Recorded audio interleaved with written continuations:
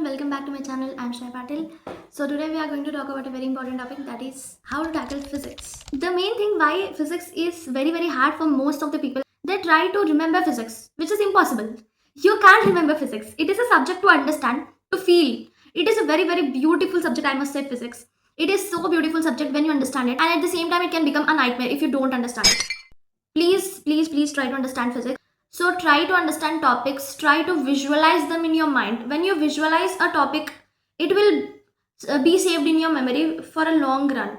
So when you visualize a topic, it will become easy for you, and you will enjoy solving it. When you enjoy studying physics, it becomes your passion. So the main mantra for physics is practice, and only practice. Practice as many as MCQs as possible. Just go for random books, pick all the books. First you complete, like as I said, DC Pandey and RLS, and if you have more time, then go to any other books. Do some questions of JEE mains. They are very good questions, JEE main physics questions. Do as many as questions as possible. Resolve that you will practice physics from the day one, because physics is not a subject which you can get over with when you practice later. When you procrastinate it, it is not going to solve the problem, but it is going to make the problem more big. So take a resolution that you will start physics from day one. This is the only strategy to solve physics, that you should start physics from the beginning. So the first thing comes is how to study physics. You need to divide physics into theory and MCQs. If you give physics a total of 4 hours in a day, you need to give 1 hour for theory and 3 hours for practicing MCQs. 1 hour for theory, in the sense you will read all the formulas and you will read the theory part of all the topics and you will understand all the concepts, and then you will write all the formulas in a sheet and make a formula sheet of those particular topics. And after that, in those 3 hours, in the remaining 3 hours, you will practice all the MCQs of the theory part which you have read.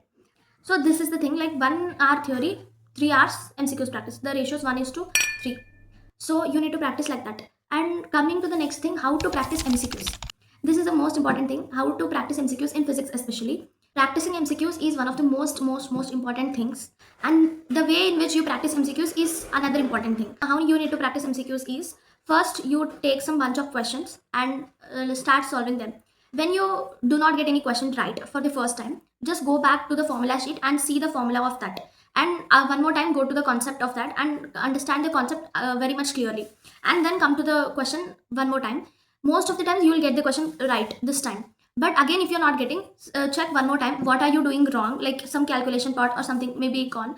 Like practice 2 or 3 times, try, and then if you're not getting, then go to the solution directly. When you're not getting the question for the first time, don't jump to the solutions. This is not a good method in any way.